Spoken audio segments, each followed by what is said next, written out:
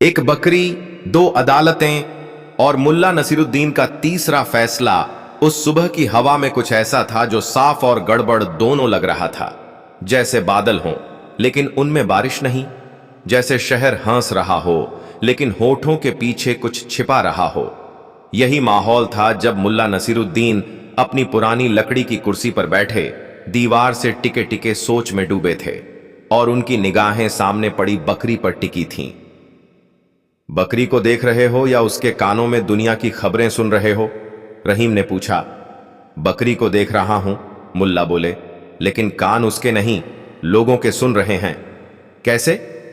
क्योंकि जब भी कोई मामला आता है तो कान पहले चलते हैं, मुंह बाद में। रहीम की समझ से बाहर था, पर उस दिन दोपहर होते होते बात मुल्ला के कानों तक पहुंच ही गई। बकरी पर विवाद था और वह विवाद छोटा नहीं था बल्कि अदालत तक जा पहुंचा था। झगड़े की जड़, एक बकरी और दो मालिक शहर के दक्षिणी छोर पर स्थित बस्ती में दो घर आमने सामने थे। एक था सुल्तान कासिम का और दूसरा था फैजुल काठी का। बकरी थी गोरी, मोटी और चाल में शेरनी जैसी अकड़। नाम था सफीना। सुल्तान कासिम ने दावा किया, बकरी मेरी है, मैंने इसे खुद पाला, बचपन से दूध पिलाया और इसके लिए घर के पीछे खुद नहलाने वाला चबूतरा बनवाया। उधर फैजुल बोला, ये बकरी तो मेरी है, पिछली सर्दी में जब तू गांव गया था तब मैंने इसे अपनी जंजीर से बांधा, इसकी देखरेख की और मेरी बेटी इससे खेलती है। बकरी उसे मां कहती है। बकरी बोलती है? अदालत में किसी ने चौंक कर पूछा। इशारों में, फैजुल बोला। शहर की आम अदालत इस पर 2 दिन बहस करती रही, लेकिन जब तीसरे दिन बकरी खुद अदालत में पेश हुई और मजे से चारों तरफ घूमकर जज की कुर्सी के पीछे जाकर बैठ गई तो सब चुप हो गए। अब तय हुआ, मामला जाएगा दरबार की मुख्य अदालत में। दरबार की पहली अदालत राज दरबार में मुंसिफ बहादुर अली खान ने केस सुना।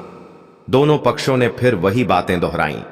सुल्तान ने दावे से कहा, मैंने बकरी को बचपन से पाला है, मेरी बीवी की चप्पलों की ध्वनि पर वो नाचने लगती है।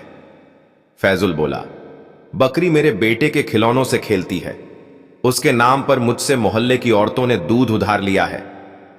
मुंसिफ साहब बोले, क्या कोई सबूत है? सुल्तान बोला, मेरे पास उसकी एक तस्वीर है जब वो 2 महीने की थी। फैजुल बोला, मेरे पास उसकी सींग पर खुदा हुआ निशान है जिसे मैंने अपने हाथों से तराशा था। अदालत ने दोनों की बातें सुनी और फैसला दिया। बकरी आधी आधी दोनों की हुई, सींग से पूंछ तक एक तरफ सुल्तान की और पूंछ से नाक तक फैजुल की। लोग चौंक गए। बकरी तो 2 नहीं हो सकती, भीड़ से आवाज आई। तो झगड़ा खत्म करो, मुंसिफ बोले, पर दोनों ही माने नहीं। मामला अब शाही अदालत एदा में गया, बादशाह के पास। शाही अदालत में बकरी बादशाह शमसुद्दीन ने बकरी को देखा, फिर दोनों झगड़ालू मालिकों को देखा और फिर गहरी सांस लेकर कहा, मुझे अब भी नहीं लगता कि यह बकरी इंसान से कम समझदार है।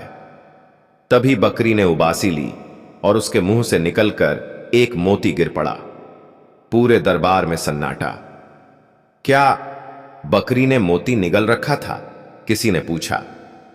लगता है इसने सोने की खानों में भी चराई की है, बादशाह मुस्कुराया।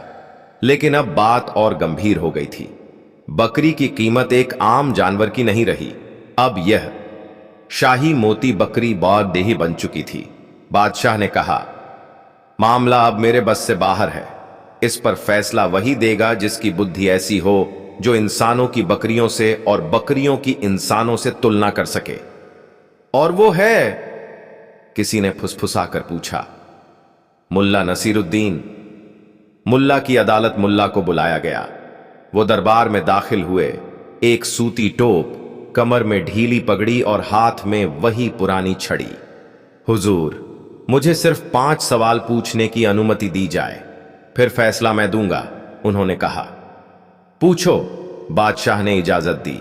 मुल्ला ने पहला सवाल सुल्तान से किया, जब यह बकरी बीमार हुई थी तब तुमने क्या किया था? सुल्तान बोला, उसकी नाक पर हल्दी लगाई और आटे की लोई से झाड़ा किया।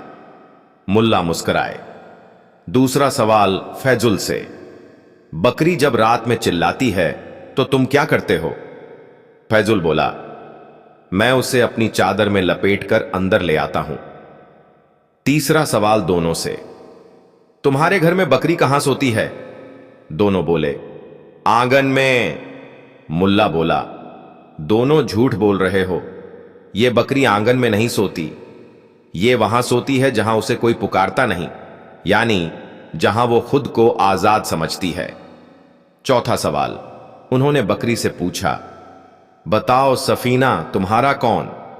बकरी ने 2 बार मिमियाया, एक बार सुल्तान की ओर देखकर और एक बार फैजुल की ओर देखकर, फिर सीधा चलकर मुल्ला के पास आकर बैठ गई।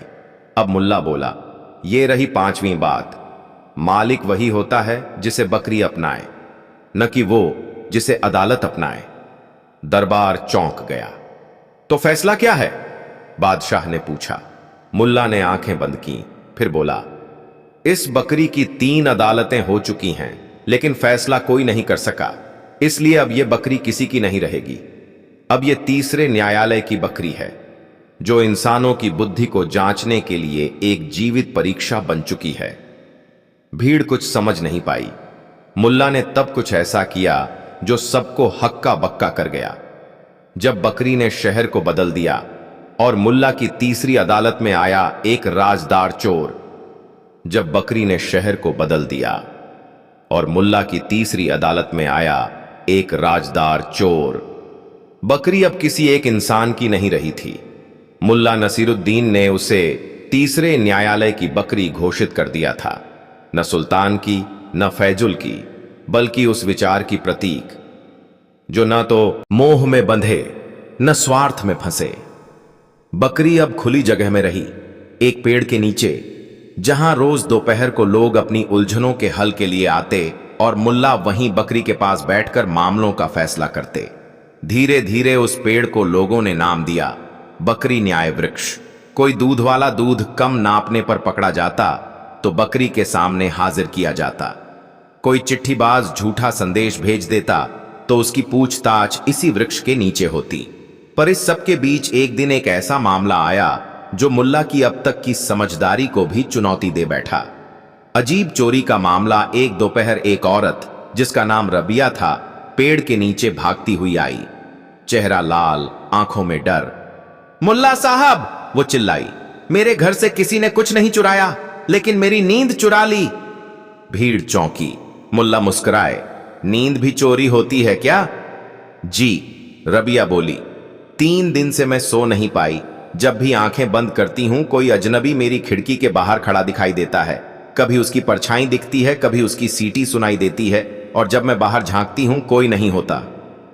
तो फिर चोरी क्या हुई? मुल्ला ने पूछा। मेरी आत्मा की शांति, रबिया बोली। मुल्ला गंभीर हो गए। पहली बार कोई ऐसा मामला आया था जिसमें चोरी हुई भी थी और नहीं भी। उसी वक्त रहीम दौड़ता हुआ आया। मुल्ला साहब, हमारी गली में भी 2 रातों से किसी ने खिड़की की कुंडी खोली है। कोई सामान नहीं गया, पर डर लगता है। मुल्ला ने सोचा, यह मामला गहरा है। छाया में छिपा चोर मुल्ला ने उस रात खुद उसी बकरी न्याय वृक्ष के पास अपना बिस्तर लगाया और घोषणा कर दी, आज जो भी ख्वाब मेरी नींद चुराएगा, मैं उसे उसके पायजामे की सलवट से पहचान लूंगा। रहीम ने पूछा, मतलब चोर अगर आता है तो उसके पास 2 चोरियां होंगी, एक डर की और एक आदत की, और मैं आदत को पहचानता हूं। रात ढलने लगी, चांद चढ़ा, हवा में सिहरन थी, और तभी एक हल्की सी सीटी सुनाई दी। मुल्ला चुपचाप उठे, बकरी को धीरे से थपथपाया। बकरी ने हल्की सी में की आवाज निकाली, जैसे किसी को इशारा दे रही हो। एक छाया पास की झाड़ी से निकली, लंबा कुर्ता, सर झुका हुआ और चलने की चाल बेहद सावधान। मुल्ला ने उंगली उठाई, ठहर जा, क्योंकि तू जो ले जाता है वो दिखाई नहीं देता, लेकिन तेरे पीछे जो रह जाता है वो हर आंख देख सकती है। छाया रुक गई। तू कौन है? मुल्ला ने पूछा। मैं, आवाज धीमी थी, मैं वो हूं जिसे किसी ने पहचानने की कोशिश नहीं की। नाम बता। अब्बा। मालिक का बेटा हूं, पर घर से निकाला गया। मैंने कुछ नहीं चुराया, लेकिन मैं देखना चाहता था कि लोग मुझे फिर से डर समझें, क्योंकि मेरे पास अब कुछ नहीं बचा था सिवाय इस डर के। मुल्ला चुप रहे। भीड़ अब पास आ चुकी थी। रबिया ने उसे देखा। तू तो वही है जो बचपन में गली में पतंग उड़ाया करता था। छाया ने सिर झुका लिया। मुल्ला का अंतिम फैसला। मुल्ला ने अपना पोटली खोला, उसमें से निकाली एक पुरानी घंटी। यह घंटी मैं तब बजाता था जब किसी को शरारत करते हुए पकड़ता था, उन्होंने कहा, लेकिन आज मैं इसे नहीं बजाऊंगा। क्यों? रहीम ने पूछा। क्योंकि यह कोई चोरी नहीं थी, यह वो चीख थी जिसे किसी ने सुना नहीं। एक भटकता इंसान दूसरों को डराकर खुद को जिंदा समझना चाहता था, क्योंकि उसके लिए दुनिया पहले ही बंद हो चुकी थी। मुल्ला ने भीड़ की तरफ देखा। हमने उसे चोर समझा, जबकि वो सिर्फ भूला हुआ बेटा था। फिर बकरी की तरफ देखा, जो अब भी उसकी बगल में बैठी थी। इस न्याय वृक्ष की अदालत में कोई बेगुनाह सजा नहीं पाता, लेकिन वो सीख जरूर पाता है कि इंसान का सबसे बड़ा डर खुद को खो देने का होता है। अंतिम निर्णय। मुल्ला ने लड़के को गले लगाया। अब तू इस न्याय वृक्ष का सहायक बनेगा, उन्होंने कहा। जो चुप रहकर रातों को चुराता था, अब वो दूसरों की नींदों की रक्षा करेगा। लोगों ने तालियां बजाईं। रबिया ने अपनी आंखें पोंछीं। अब मुझे डर नहीं लगेगा। और रहीम ने घंटी उठाई। मुल्ला साहब, अब इस घंटी की जरूरत ही नहीं बची। मुल्ला मुस्कुराए। जरूरतें तब कम होती हैं जब समझ बढ़ती है, और समझ वहां से आती है जहां बकरी भी इंसानों से ज्यादा सूझबूझ वाली निकले। मुल्ला की अदालत ने सिखाया, वाह, इंसाफ तब पूरा होता है जब सजा नहीं, समाधान दिया जाए। बकरी फिर उसी पेड़ के नीचे बैठी थी, शांत, गंभीर, जैसे वह जानती थी कि आज फिर इंसानियत ने इंसान को माफ किया है। जब बकरी के पास आई एक अंधी लड़की, और मुल्ला ने दिखाया ऐसा रास्ता जिसे रोशनी भी नहीं देख पाई। बकरी अब न्याय का प्रतीक बन चुकी थी। उसका पेड़ अब बकरी न्याय वृक्ष नहीं, बल्कि लोगों की उम्मीदों का दरबार था। रोज कोई न कोई वहां अपने दिल का बोझ हल्का करने आता, कोई मदद मांगता, कोई सच्चाई। और मुल्ला नसीरुद्दीन उसी पुराने पेड़ की छांव में बैठकर लोगों की उलझनों को अपने अंदाज में सुलझाते। पर उस दिन जो आया, वो किसी शिकायत, चोरी या झगड़े के साथ नहीं था। वो थी एक चुप्पी। एक छोटी बच्ची, करीब 10 साल की, घुटनों तक घिसी सलवार, पांव में चप्पल नहीं, आंखें बंद नहीं, आंखें अंधी। उसने बकरी के पास आकर उसके गले को छुआ, धीरे से उसके कान में कुछ फुसफुसाया और फिर जमीन पर बैठ गई। मुल्ला की नजर उस बच्ची पर टिकी थी। उन्होंने धीमे से पूछा, क्या तुम रास्ता भटक गई हो बच्ची? बच्ची ने गर्दन हिलाई। नहीं, मुझे रास्ते अब दिखाई नहीं देते, मैं तो सिर्फ उनकी आवाजें सुनती हूं। और तुम यहां क्यों आई हो? बच्ची बोली, क्योंकि लोगों ने कहा था कि इस बकरी के पास जाने से इंसाफ मिलता है, और मुझे मेरी मां की आवाज चाहिए। भीड़ एक पल को सन्नाटे में डूब गई। बच्ची की मां, एक अनकही कहानी। मुल्ला ने बच्ची से बैठने को कहा और बेपो धीरे धीरे उसकी कहानी उगली। उसका नाम था सलमा। मां एक घरेलू नौकरानी थी और कई महीनों से गायब थी। लोग कहते थे वो शहर छोड़ गई, कुछ बोले कि भाग गई, और कुछ ने तो यहां तक कहा कि शायद मर गई। लेकिन सलमा रोज शाम को अपनी खिड़की खोलती, कान लगाती, शायद मां की चूड़ियों की खनक सुन जाए। पर अब वो थक गई थी और किसी ने उसे कहा, बकरी न्याय वृक्ष के पास जा, वहां सब सच्चाइयां बोल पड़ती हैं। मुल्ला की जांच। परंपराओं से हटकर मुल्ला ने आदेश दिया, जो भी उस लड़की की मां को जानता है, आज दोपहर तक बकरी न्याय वृक्ष पर हाजिर हो। घंटियां बजीं, नगर की गलियां सरगर्म हो गईं। दोपहर तक भीड़ जमा हो चुकी थी। एक बुजुर्ग औरत आगे आई। मैं सलमा की मां की सहेली थी। मैंने उसे आखिरी बार रईस मकसूद खां के महल के बाहर देखा था। रईस मकसूद खां शहर का सबसे बड़ा जमींदार, जिसका नाम सिर्फ इज्जत के साथ लिया जाता था। मुल्ला चौंके नहीं, मुस्कुराए। क्या कोई और गवाह है? उन्होंने पूछा।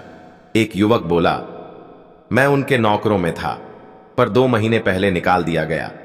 जब मैंने सलमा की मां के कमरे से रोने की आवाज सुनी थी, तब भी किसी ने मेरी बात नहीं मानी। मुल्ला को अब कड़ियां जुड़ने लगी थीं। बकरी का इशारा, उसी शाम मुल्ला ने मकसूद खां को बुलावा भेजा।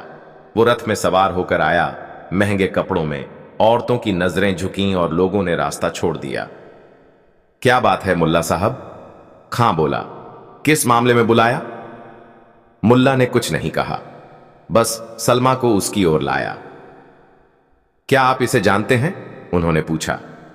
खां ने उसे देखा, फिर सिर झटक दिया। नहीं, ये तो कोई गरीब बच्ची लगती है। मुल्ला ने उसकी बात अनसुनी कर दी और धीरे से बकरी को सलमा के पास लाया। बकरी ने उसके कंधे को सूंघा, फिर अपनी गर्दन ऊपर उठाकर सीधा मकसूद खां की ओर देखी और 3 बार मैं की आवाज की। फिर चुपचाप जाकर खां के महंगे जूतों को सूंघा और वहीं बैठ गई।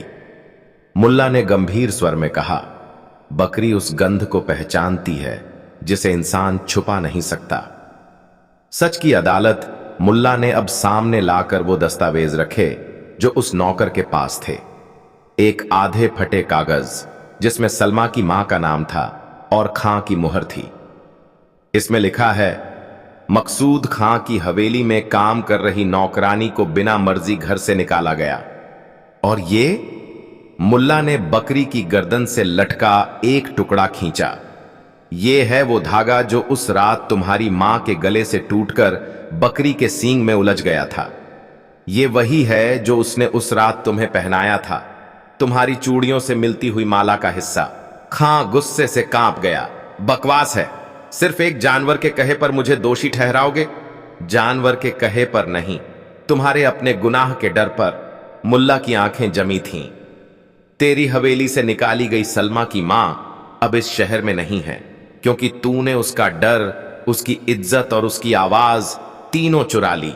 पर तू भूल गया, किसी की आवाज को दबाया जा सकता है, लेकिन उसकी बेटी के कान में वो फिर भी गूंजती रहती है। भीड़ मौन थी। खां झुक गया। उसका रुतबा मिट्टी में मिल चुका था। अंतिम न्याय बादशाह को बुलाया गया। सलमा की मां को खोजने का आदेश हुआ। 3 दिन में पता चला, वो एक छोटे से गांव में छुपकर रह रही थी, समाज के डर से। मुलाकात हुई, और वो मुलाकात सिर्फ बेटी मां की नहीं, इंसाफ और इंतजार की थी। मुल्ला ने सबके सामने कहा, हमारी अदालतें दोष देखती हैं, मैं उसका कारण देखता हूं, और जो आंखें बंद होती हैं उन तक रोशनी पहुंचाना भी न्याय का हिस्सा है। कहानी का पूर्ण अंत मुल्ला नसीरुद्दीन ने बकरी को माथे पर चूमा और उसके गले से टंगी घंटी को धीरे से उतारा। अब इस न्याय वृक्ष की घंटी बजाने की जरूरत नहीं, उन्होंने कहा, क्योंकि अब शहर जाग गया है। अब जब भी कोई बकरी की घंटी सुनेगा, वो समझेगा इंसाफ की सबसे सच्ची आवाज वह है जो किसी की चुप्पी से निकलती है। सलमा अपनी मां के साथ लौट गई, और बकरी, वो वहीं रही। पर अब वो सिर्फ न्याय की बकरी नहीं थी, अब वो बन चुकी थी सच्चाई की सबसे चुप गवाह। सच्चाई की रोशनी उन रास्तों से आती है जहां अक्सर अंधेरा ही माना गया हो, और कभी कभी एक जानवर इंसानों से ज्यादा सुन सकता है, क्योंकि वह सिर्फ आवाज नहीं, दिल की सच्चाई भी समझता है। अगली कहानी, अलमारी में बंद ईमान। जब मुल्ला नसीरुद्दीन ने रिश्वत को पहचाना बिना सूंघे।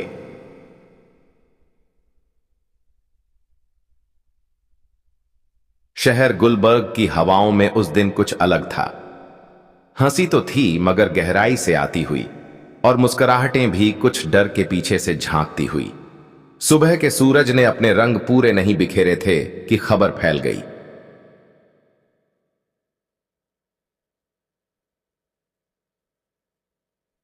नए वजीर साहब कल राज दरबार में शपथ लेंगे। और पहली कार्रवाई शहर के ईमानदारों पर होगी।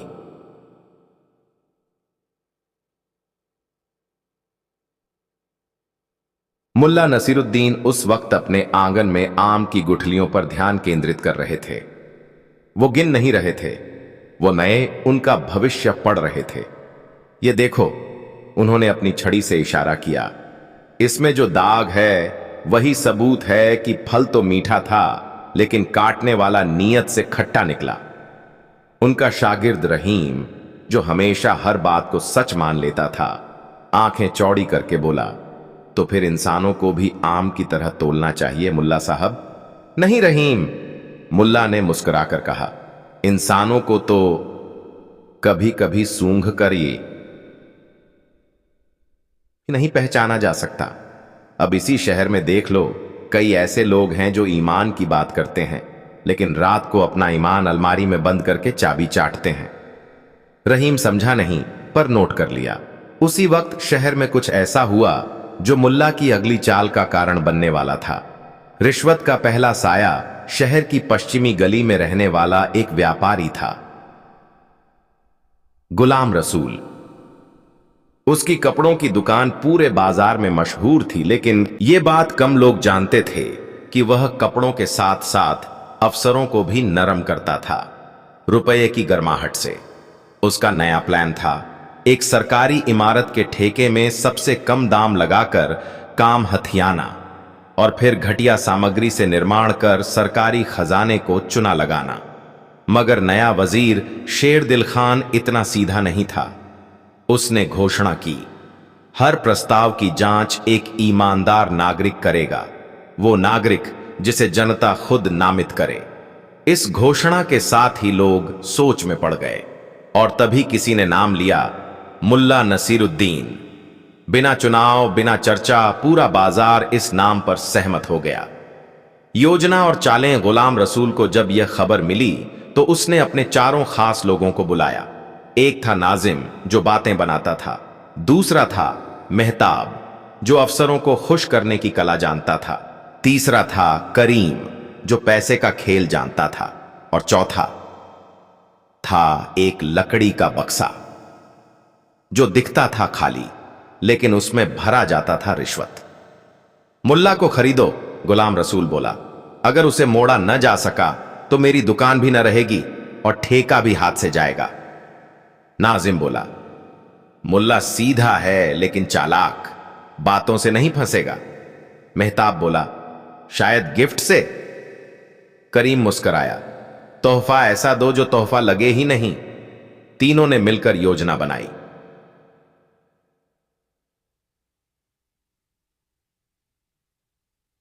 ईमान की अलमारी। ईमान की अलमारी 3 दिन बाद मुल्ला के दरवाजे पर एक भारी सी लकड़ी की अलमारी पहुंची, साथ में एक खत। मुल्ला साहब, हमारी कंपनी की ओर से आपको यह ईमान की अलमारी भेंट की जा रही है, जिसमें आप अपना सत्य, विश्वास और बाकी दुनिया से मिली अच्छाइयां सुरक्षित रख सकें।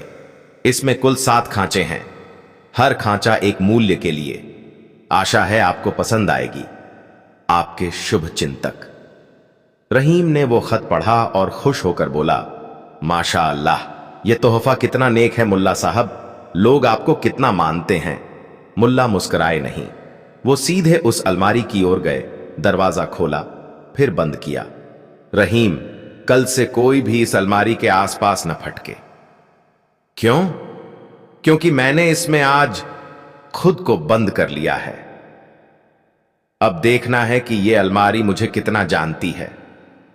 रहीम कुछ समझा नहीं, लेकिन अगले दिन पूरे शहर में अफवाह थी, मुल्ला ने रिश्वत ली है।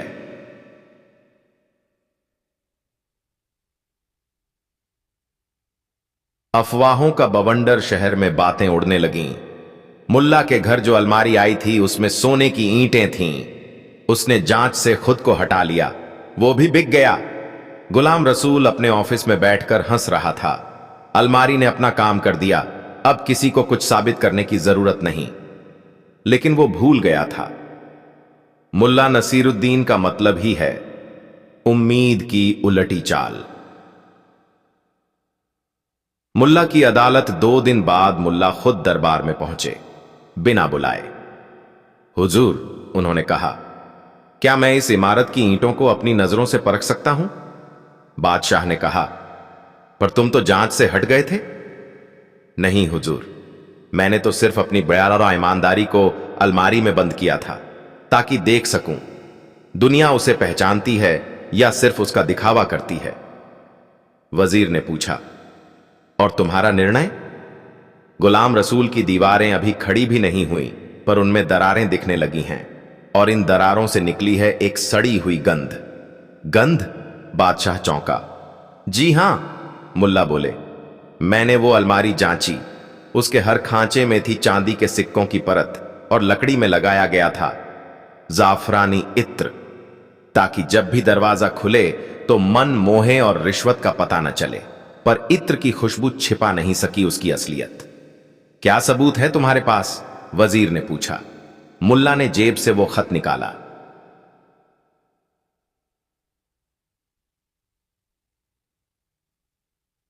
ईमान की अलमारी। फिर उसी अलमारी को लाकर दरबार में खोल दिया, सबके सामने, बिना कुछ छिपाए। भीड़ चुप थी। और ये देखिए, मुल्ला ने इशारा किया, हर खांचे के नीचे चुपचाप छिपे सोने के टुकड़े। नाम लिखे हुए नहीं हैं, पर नीयत खुद अपना नाम बता देती है। मामला खुला और बंद बादशाह ने सबूत देखकर ठेका रद्द कर दिया। गुलाम रसूल और उसके तीनों साथियों को सजा हुई, और मुल्ला को मिली तारीफ की ईमानदारी की सबसे बड़ी थैली। मुल्ला ने वो थैली लेकर भी कुछ नहीं कहा, बस अलमारी के पास जाकर खड़ा हुआ और बोला, इस अलमारी को अब मैं किसी ऐसे को दूंगा जो अपने ईमान को ताले में नहीं, दिल में रखे। जब मुल्ला की ईमानदारी ने एक जासूस की पोल खोली और पूरा शहर दंग रह गया। राज दरबार में मुल्ला नसीरुद्दीन की अलमारी वाली ईमानदारी अब पूरे शहर में चर्चा का विषय बन चुकी थी। जिसने देखा उसने दांतों तले उंगली दबा ली कि एक आदमी न सिर्फ चाल को समझ गया, बल्कि उसे उस तरह उजागर किया जैसे कोई आईना चोर के सामने रख दे। पर यह कहानी वहीं खत्म नहीं हुई थी। दरबार में उस दिन मौजूद एक शख्स ने अलमारी को ध्यान से देखा। उसकी आंखों में कुछ ऐसा था जो बाकी सबसे अलग था। वो कोई और नहीं बल्कि वजीर ए तहकीकात रूफ मिर्जा था, जिसे बादशाह ने नियुक्त किया था देश की आंतरिक सुरक्षा और गुप्तचरों पर निगरानी रखने के लिए। जब सब लोग चले गए, रूफ ने अलमारी के पास जाकर धीमे से उसके पीछे की दीवार को टटोला। उसने पाया दीवार पर हल्का सा खरोंच का निशान था, जैसे किसी ने हाल ही में वहां कुछ टिकाया हो या हटाया हो। उसकी निगाहें सिकुड़ी। कुछ तो गड़बड़ थी। गुप्तचरों की गिरती परछाई। रूफ मिर्जा रात को अपने कक्ष में बैठा और सामने रखी गुप्तचरों की फाइल खोलकर एक नाम पर उंगली टिकाई, ताहिर बिन हमीद, शाही गुप्तचर। दरबार में हर रोज मौजूद सबकी निगाहों से ओझल, शांत, संयमित और कहा जाता था 100% वफादार। लेकिन रूफ को अब उस पर शक था, और उसकी शक की वजह थी वो अलमारी और उस अलमारी की साजिश। क्योंकि रूफ जानता था बिना दरबार के अंदर से मिली जानकारी के गुलाम रसूल जैसे व्यापारी ऐसी गहरी साजिश रच ही नहीं सकते। और अब रूफ को जरूरत थी ऐसे दिमाग की जो उलझनों को सुलझाए पर उलझे नहीं। मुल्ला को फिर बुलाया गया। अगली सुबह ही दरबार में बादशाह ने आदेश दिया, मुल्ला नसीरुद्दीन को तुरंत दरबार में बुलाया जाए। मुल्ला आया, छड़ी थामे, उसी ढीले कुर्ते और मुस्कान के साथ। मुल्ला, रूफ बोला, हमें तुम्हारी अलमारी के पीछे से एक गंध और एक रहस्य दोनों मिले हैं। तुम्हारी नजर शायद वहां तक नहीं गई। मेरी नजर वहां तक नहीं जाती जहां कोई कुछ छिपा रहा हो। मैं तो वहीं देखता हूं जहां लोग देखने की हिम्मत नहीं करते। मुल्ला बोला, तो क्या तुम हमारी मदद करोगे? रूफ ने सीधा पूछा। अगर ईमान अलमारी में बंद न हो तो मदद हमेशा बाहर रहती है। मुल्ला ने मुस्कुराकर जवाब दिया। जासूस का जाल रूफ और मुल्ला दोनों मिलकर योजना बनाने लगे। उन्होंने दरबार में घोषित करवाया कि गुलाम रसूल ने अपने बचाव में एक दस्तावेज सौंपा है, जिसमें वो बताता है कि दरबार के भीतर से उसे सूचना देने वाला कोई बड़ा नाम था, और वह दस्तावेज फिलहाल बादशाह की गुप्त कोठरी में रखा गया है। असल में ऐसा कोई दस्तावेज था ही नहीं, ये सिर्फ एक झूठा लालच था, जिसे सुनकर वह व्यक्ति जरूर परेशान होता जिसने अंदर से कोई भेद दिया हो। मुल्ला ने उस दस्तावेज की रखवाली के लिए सिर्फ एक आदमी चुना, ताहिर बिन हमीद, और फिर उन्होंने शाम के वक्त एक छोटी सी घोषणा दरबार के बाहर फुसफुसाकर फैलवाई कि दस्तावेज को रखने से पहले उस पर राजा की शाही मुहर नहीं लगी और वह बिना ताले के कोठरी में रखा गया है।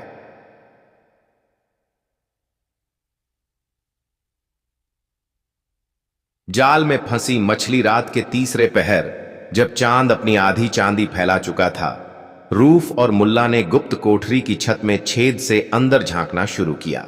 सामने की मोमबत्ती की हल्की रोशनी में एक परछाई धीरे धीरे फिसली और दस्तावेज कोठरी की मेज से उठाया गया। कौन हो सकता है? रहीम ने फुसफुसाकर पूछा, जो इस बार गवाह था। वही जो दरबार में सबसे चुप रहता है, मुल्ला बोला। दस्तावेज उठाने वाला जैसे ही मुड़ा, चांदनी की रोशनी में चेहरा साफ हुआ, ताहिर बिन हमीद। पकड़ो इसे, रूफ चिल्लाया। सिपाही लपके, मगर ताहिर तेज था। वो कोठरी से निकलकर महल की पिछली सीढ़ियों से भागा, लेकिन रास्ते में मुल्ला की छड़ी से टकराकर गिरा और उसकी जेब से निकले 2 पुराने दस्तावेज और एक मोहर। सच का सूरज अगली सुबह दरबार में ताहिर को पेश किया गया। रूफ ने वो दस्तावेज बादशाह को सौंपे, जिनमें कई महीने पहले के फैसलों की कॉपियां थीं, जो केवल गुप्त दरबार में मौजूद लोगों को मालूम थीं। बादशाह दंग रह गए। मुल्ला बोला, हुजूर, ईमानदारी सिर्फ एक आदत नहीं है, वो पहचान है, और जो पहचान छिपाई जाए वो कभी सच नहीं होती। ताहिर, बादशाह ने गरजते हुए पूछा, क्यों किया ये सब? ताहिर चुप रहा। उसकी आंखों में डर नहीं था, अफसोस था। मैं अपने वतन के लिए काम करता था, लेकिन जब देखा कि बाहर वाले देश को मेरे अपने ही अधिक प्रिय हो गए, तो मैंने सोचा, अगर कीमत नहीं मिली तो इज्जत ही सही। मुल्ला ने धीमे से कहा, इज्जत मांगकर नहीं, बांटकर मिलती है, और जो देश को चुपके चुपके बांटते हैं वो इज्जत के लायक नहीं होते।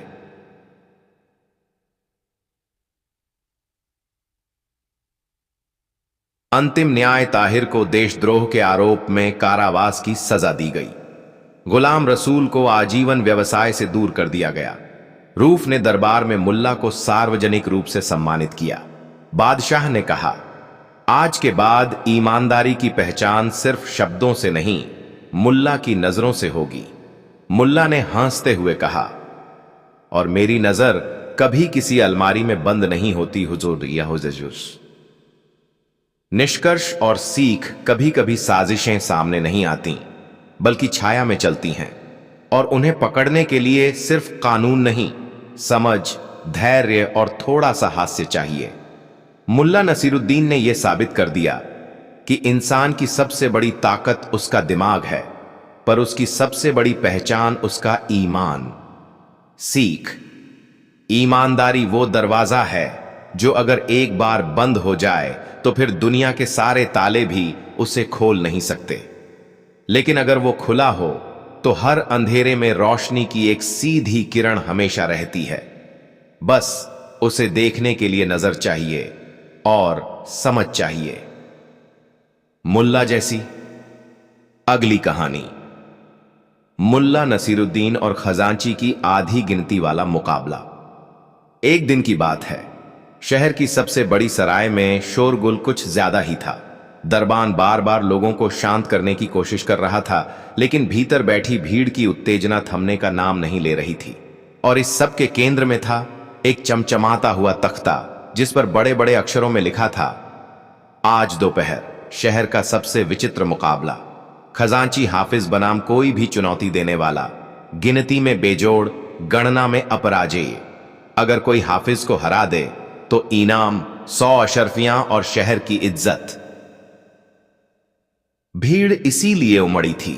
हाफिज खजांची, जो शहर के सबसे तेज दिमागों में गिना जाता था, आज खुद को चुनौती देने वालों के लिए खुले मंच पर लाया गया था। भीड़ में खड़े लोगों में एक शख्स ऐसा था जो अब तक चुपचाप तमाशा देख रहा था। मुल्ला नसीरुद्दीन। सिर पर पुरानी सी टोपी, कंधे पर लटकती पोटली और आंखों में वही शरारती चमक। जब किसी ने उसका नाम लिया तो उसके कान खड़े हो गए। अरे, ये तो वही नसीरुद्दीन है। सुना है एक बार मुर्गे को हंसाकर गिरा दिया था। हां, और वो गधा प्रकरण याद है, जब उसने गधे को ही जज बना दिया था। भीड़ में फुसफुसाहटें शुरू हो गईं। नसीरुद्दीन मुस्कुराया, आगे बढ़ा और बोला, तो खजांची साहब को हराने वाला कोई नहीं मिला। हाफिज, जो अभी तक घमंड से भीड़ को देख रहा था, मुस्कुराया। तुम मुल्ला साहब, आप तो मजाकिया आदमी हैं। यह गिनती का खेल है, दाढ़ी में मसाले गिनने का नहीं। तो गिनते रहो जब तक दिमाग न चकरा जाए। मुल्ला बोला, मैं चुनौती देता हूं, आधी गिनती में तुम मुझसे नहीं जीत सकते। आधी गिनती? हाफिज ने हंसते हुए कहा, क्या कोई गिनती भी आधी होती है? बिल्कुल, मुल्ला बोला, आज तुम्हें यही समझाना है। भीड़ तालियां पीटने लगी।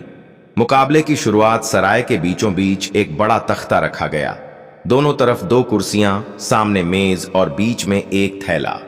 उसमें थी 100 चमचमाती अशर्फियां।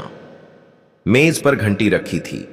नियम यह था, दोनों को एक एक करके वस्तुएं गिननी थीं, लेकिन आधी गिनती में, यानी किसी भी वस्तु को सामान्य गिनती के बजाय उसका आधा अर्थ निकालकर बताना था। और अगर चीजें अजीब हों तो उनका मतलब भी समझाना होगा। अजीब? हाफिज बोला, मतलब यह कि अगर सामने एक केला रखा है तो उसे तुम आधा कैसे गिनते हो, यह तुम्हारी समझ पर है। मुल्ला बोला और आंख मारी। भीड़ ठहाके लगाने लगी। खेल शुरू हुआ। पहला राउंड, खजांची की चाल। हाफिज ने 5 संतरे रखे। लो मुल्ला साहब, बताओ इनकी आधी गिनती। मुल्ला ने बिना समय गंवाए जवाब दिया, 2.5 संतरे। गलत, हाफिज चिल्लाया, 2.5 संतरा तो होता नहीं। तो क्या आधा दिमाग होता है? मुल्ला ने पलटकर पूछा। भीड़ फिर हंसी में लोटपोट। अगर आधा संतरा नहीं होता तो आधी गिनती कैसे करोगे? मैं तो कहूंगा 1 पूरा संतरा और 2 छिलके। यही है 2.5 संतरे का तर्क। हाफिज चुप। मुल्ला ने अपने सामने 3 पत्थर रखे। अब बताओ इनकी आधी गिनती। हाफिज मुस्कुराया, 1.5 पत्थर। गलत, मुल्ला बोला, पत्थर को आधा करने में वो पत्थर नहीं रहता, वो हथियार बन जाता है। तो गिनती बदल गई। तब जवाब है 1 पत्थर और 1 संभावना की ठोकर, क्योंकि पत्थर आधा नहीं होता, उसका उद्देश्य बदलता है। भीड़ तालियों से गूंज उठी। दूसरा राउंड। बुद्धि की बिसात हाफिज अब चिढ़ गया था। उसने अपने पास से 10 चिट्ठियां निकालीं। हर चिट्ठी पर कोई अक्षर लिखा था। इनकी आधी गिनती बताओ।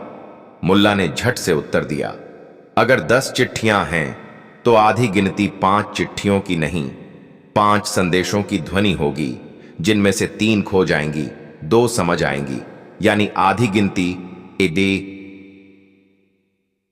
2 समझ, 3 भ्रम। हाफिज तिलमिला उठा। यह तो कोई गिनती नहीं हुई, वो चीखा। क्यों नहीं? जब राजा के दरबार में आदेश जाते हैं क्या सब समझ लेते हैं?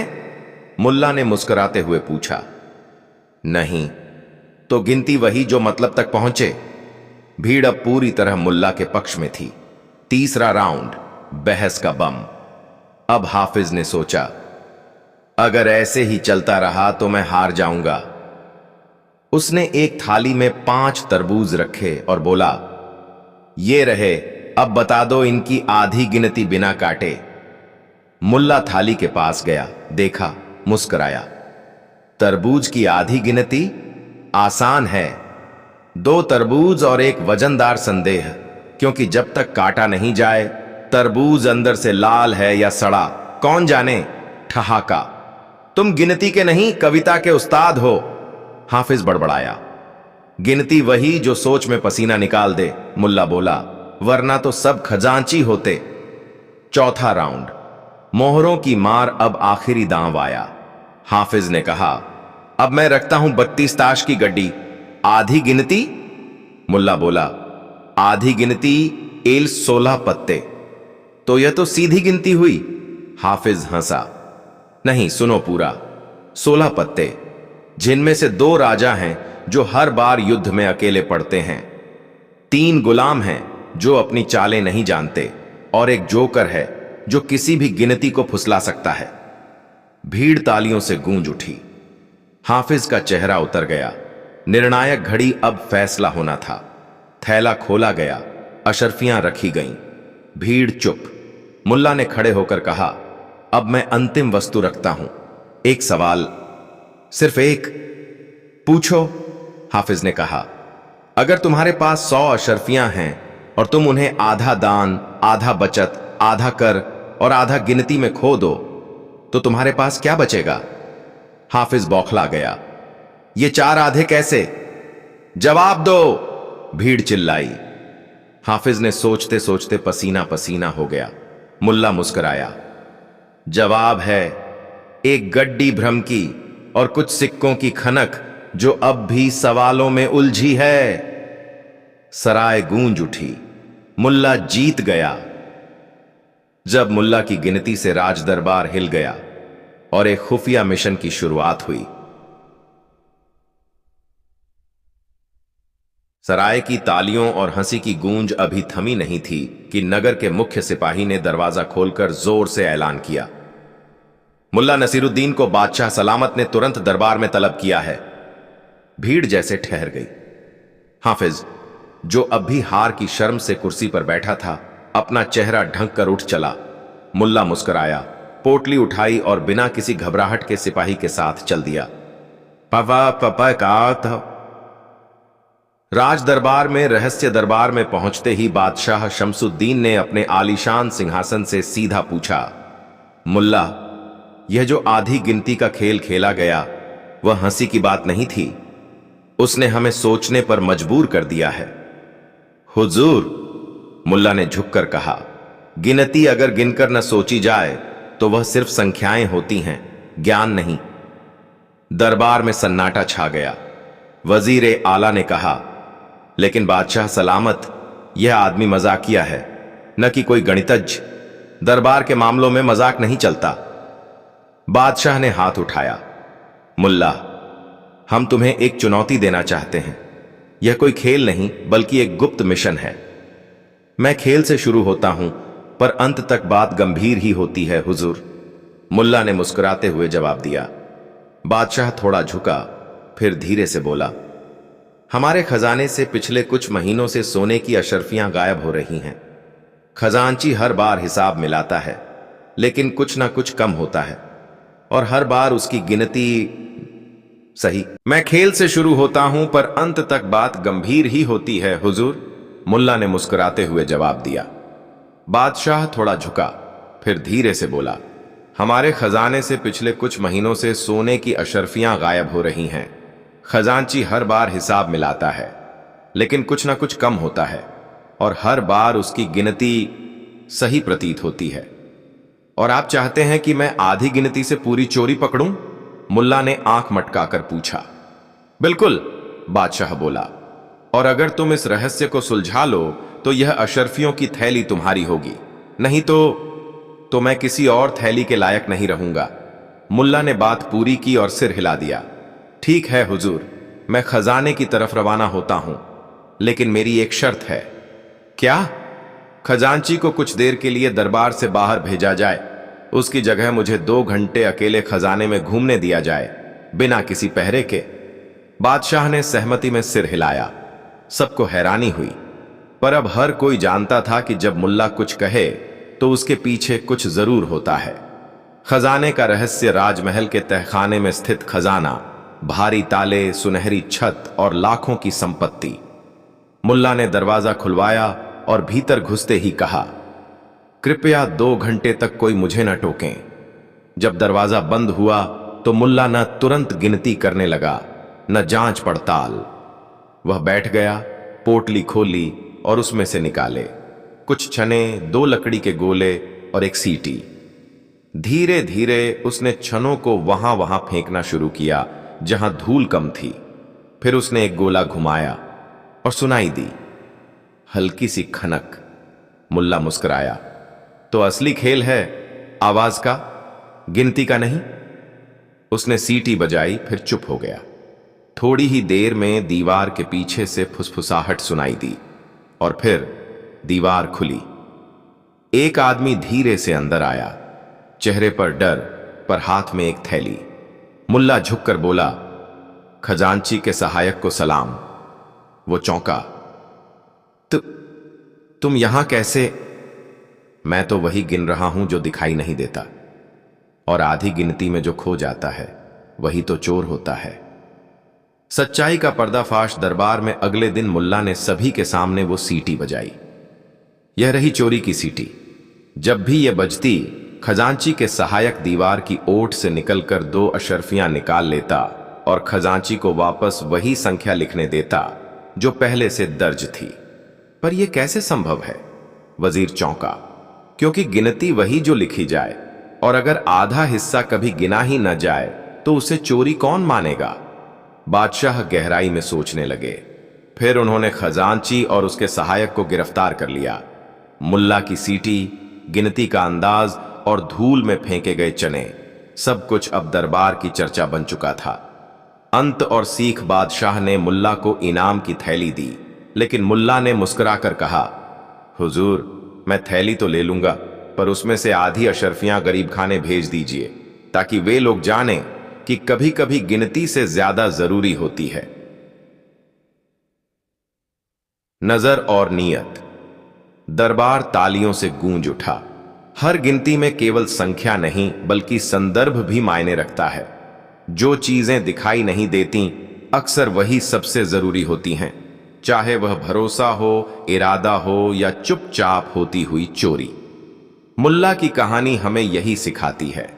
आंखें खोलो, दिमाग से देखो और दिल से समझो।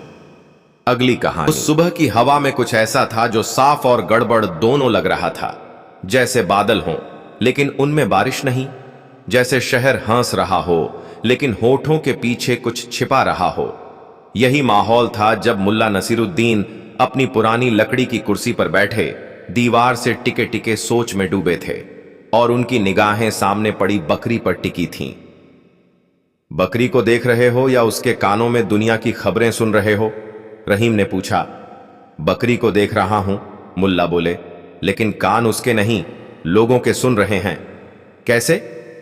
क्योंकि जब भी कोई मामला आता है तो कान पहले चलते हैं, मुंह बाद में।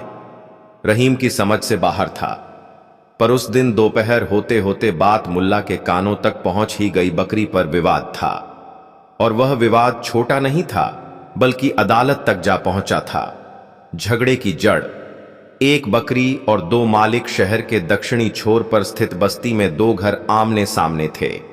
एक था सुल्तान कासिम का और दूसरा था फैजुल काठी का। बकरी थी गोरी, मोटी और चाल में शेरनी जैसी अकड़। नाम था सफीना। सुल्तान कासिम ने दावा किया, बकरी मेरी है, मैंने इसे खुद पाला, बचपन से दूध पिलाया और इसके लिए घर के पीछे खुद नहलाने वाला चबूतरा बनवाया। उधर फैजुल बोला, ये बकरी तो मेरी है, पिछली सर्दी में जब तू गांव गया था तब मैंने इसे अपनी जंजीर से बांधा, इसकी देखरेख की और मेरी बेटी इससे खेलती है। बकरी उसे मां कहती है। बकरी बोलती है? अदालत में किसी ने चौंक कर पूछा। इशारों में, फैजुल बोला। शहर की आम अदालत इस पर 2 दिन बहस करती रही, लेकिन जब तीसरे दिन बकरी खुद अदालत में पेश हुई और मजे से चारों तरफ घूमकर जज की कुर्सी के पीछे जाकर बैठ गई तो सब चुप हो गए। अब तय हुआ, मामला जाएगा दरबार की मुख्य अदालत में। दरबार की पहली अदालत राज दरबार में मुंसिफ बहादुर अली खान ने केस सुना। दोनों पक्षों ने फिर वही बातें दोहराईं। सुल्तान ने दावे से कहा, मैंने बकरी को बचपन से पाला है, मेरी बीवी की चप्पलों की ध्वनि पर वो नाचने लगती है। फैजुल बोला, बकरी मेरे बेटे के खिलौनों से खेलती है, उसके नाम पर मुझसे मोहल्ले की औरतों ने दूध उधार लिया है। मुंसिफ साहब बोले, क्या कोई सबूत है? सुल्तान बोला, मेरे पास उसकी एक तस्वीर है जब वो 2 महीने की थी। फैजुल बोला, मेरे पास उसकी सींग पर खुदा हुआ निशान है जिसे मैंने अपने हाथों से तराशा था। अदालत ने दोनों की बातें सुनी और फैसला दिया। बकरी आधी आधी दोनों की हुई। सींग से पूंछ तक एक तरफ सुल्तान की और पूंछ से नाक तक फैजुल की। लोग चौंक गए। बकरी तो 2 नहीं हो सकती। भीड़ से आवाज आई, तो झगड़ा खत्म करो, मुंसिफ बोले। पर दोनों ही माने नहीं। मामला अब शाही अदालत एदा में गया, बादशाह के पास। शाही अदालत में बकरी बादशाह शमसुद्दीन ने बकरी को देखा, फिर दोनों झगड़ालू मालिकों को देखा और फिर गहरी सांस लेकर कहा, मुझे अब भी नहीं लगता कि यह बकरी इंसान से कम समझदार है। तभी बकरी ने उबासी ली और उसके मुंह से निकलकर एक मोती गिर पड़ा। पूरे दरबार में सन्नाटा। क्या बकरी ने मोती निगल रखा था? किसी ने पूछा। लगता है इसने सोने की खानों में भी चराई की है, बादशाह मुस्कुराया। लेकिन अब बात और गंभीर हो गई थी। बकरी की कीमत एक आम जानवर की नहीं रही। अब यह शाही मोती बकरी बहुत देही बन चुकी थी। बादशाह ने कहा, मामला अब मेरे बस से बाहर है। इस पर फैसला वही देगा जिसकी बुद्धि ऐसी हो जो इंसानों की बकरियों से और बकरियों की इंसानों से तुलना कर सके। और वो है? किसी ने फुसफुसाकर पूछा। मुल्ला नसीरुद्दीन। मुल्ला की अदालत मुल्ला को बुलाया गया। वो दरबार में दाखिल हुए। एक सूती टोप, कमर में ढीली पगड़ी और हाथ में वही पुरानी छड़ी। हुजूर, मुझे सिर्फ 5 सवाल पूछने की अनुमति दी जाए, फिर फैसला मैं दूंगा, उन्होंने कहा। पूछो, बादशाह ने इजाजत दी। मुल्ला ने पहला सवाल सुल्तान से किया। जब यह बकरी बीमार हुई थी तब तुमने क्या किया था? सुल्तान बोला, उसकी नाक पर हल्दी लगाई और आटे की लोई से झाड़ा किया। मुल्ला मुस्कुराए। दूसरा सवाल फैजुल से, बकरी जब रात में चिल्लाती है तो तुम क्या करते हो? फैजुल बोला, मैं उसे अपनी चादर में लपेटकर अंदर ले आता हूं। तीसरा सवाल दोनों से, तुम्हारे घर में बकरी कहां सोती है? दोनों बोले, आंगन में। मुल्ला बोला, दोनों झूठ बोल रहे हो। यह बकरी आंगन में नहीं सोती। यह वहां सोती है जहां उसे कोई पुकारता नहीं, यानी जहां वो खुद को आजाद समझती है। चौथा सवाल, उन्होंने बकरी से पूछा, बताओ सफीना तुम्हारा कौन? बकरी ने 2 बार मिमियाया, एक बार सुल्तान की ओर देखकर और एक बार फैजुल की ओर देखकर, फिर सीधा चलकर मुल्ला के पास आकर बैठ गई। अब मुल्ला बोला, ये रही 5वीं बात, मालिक वही होता है जिसे बकरी अपनाए, न कि वो जिसे अदालत अपनाए। दरबार चौंक गया। तो फैसला क्या है? बादशाह ने पूछा। मुल्ला ने आंखें बंद की, फिर बोला, इस बकरी की 3 अदालतें हो चुकी हैं, लेकिन फैसला कोई नहीं कर सका, इसलिए अब यह बकरी किसी की नहीं रहेगी। अब यह तीसरे न्यायालय की बकरी है, जो इंसानों की बुद्धि को जांचने के लिए एक जीवित परीक्षा बन चुकी है। भीड़ कुछ समझ नहीं पाई। मुल्ला ने तब कुछ ऐसा किया जो सबको हक्का बक्का कर गया। जब बकरी ने शहर को बदल दिया और मुल्ला की तीसरी अदालत में आया एक राजदार चोर। जब बकरी ने शहर को बदल दिया और मुल्ला की तीसरी अदालत में आया एक राजदार चोर, बकरी अब किसी एक इंसान की नहीं रही थी। मुल्ला नसीरुद्दीन ने उसे तीसरे न्यायालय की बकरी घोषित कर दिया था, न सुल्तान की, न फैजुल की, बल्कि उस विचार की प्रतीक जो न तो मोह में बंधे न स्वार्थ में फंसे। बकरी अब खुली जगह में रही, एक पेड़ के नीचे, जहां रोज दोपहर को लोग अपनी उलझनों के हल के लिए आते और मुल्ला वहीं बकरी के पास बैठकर मामलों का फैसला करते। धीरे धीरे उस पेड़ को लोगों ने नाम दिया बकरी न्याय वृक्ष। कोई दूध वाला दूध कम नापने पर पकड़ा जाता तो बकरी के सामने हाजिर किया जाता। कोई चिट्ठीबाज झूठा संदेश भेज देता तो उसकी पूछताछ इसी वृक्ष के नीचे होती। पर इस सब के बीच एक दिन एक ऐसा मामला आया जो मुल्ला की अब तक की समझदारी को भी चुनौती दे बैठा।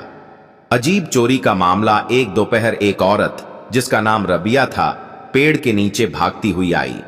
चेहरा लाल, आंखों में डर। मुल्ला साहब, वो चिल्लाई, मेरे घर से किसी ने कुछ नहीं चुराया, लेकिन मेरी नींद चुरा ली। भीड़ चौंकी। मुल्ला मुस्कुराए, नींद भी चोरी होती है क्या? जी, रबिया बोली, 3 दिन से मैं सो नहीं पाई। जब भी आंखें बंद करती हूं कोई अजनबी मेरी खिड़की के बाहर खड़ा दिखाई देता है। कभी उसकी परछाई दिखती है, कभी उसकी सीटी सुनाई देती है, और जब मैं बाहर झांकती हूं कोई नहीं होता। तो फिर चोरी क्या हुई? मुल्ला ने पूछा। मेरी आत्मा की शांति, रबिया बोली। मुल्ला गंभीर हो गए। पहली बार कोई ऐसा मामला आया था जिसमें चोरी हुई भी थी और नहीं भी। उसी वक्त रहीम दौड़ता हुआ आया। मुल्ला साहब, हमारी गली में भी 2 रातों से किसी ने खिड़की की कुंडी खोली है। कोई सामान नहीं गया, पर डर लगता है। मुल्ला ने सोचा, यह मामला गहरा है। छाया में छिपा चोर। मुल्ला ने उस रात खुद उसी बकरी न्याय वृक्ष के पास अपना बिस्तर लगाया और घोषणा कर दी, आज जो भी ख्वाब मेरी नींद चुराएगा, मैं उसे उसके पायजामे की सलवट से पहचान लूंगा। रहीम ने पूछा, मतलब चोर अगर आता है तो उसके पास 2 चोरियां होंगी, एक डर की और एक आदत की, और मैं आदत को पहचानता हूं। रात ढलने लगी, चांद चढ़ा, हवा में सिहरन थी, और तभी एक हल्की सी सीटी सुनाई दी। मुल्ला चुपचाप उठे, बकरी को धीरे से थपथपाया। बकरी ने हल्की सी में की आवाज निकाली, जैसे किसी को इशारा दे रही हो। एक छाया पास की झाड़ी से निकली, लंबा कुर्ता, सर झुका हुआ और चलने की चाल बेहद सावधान।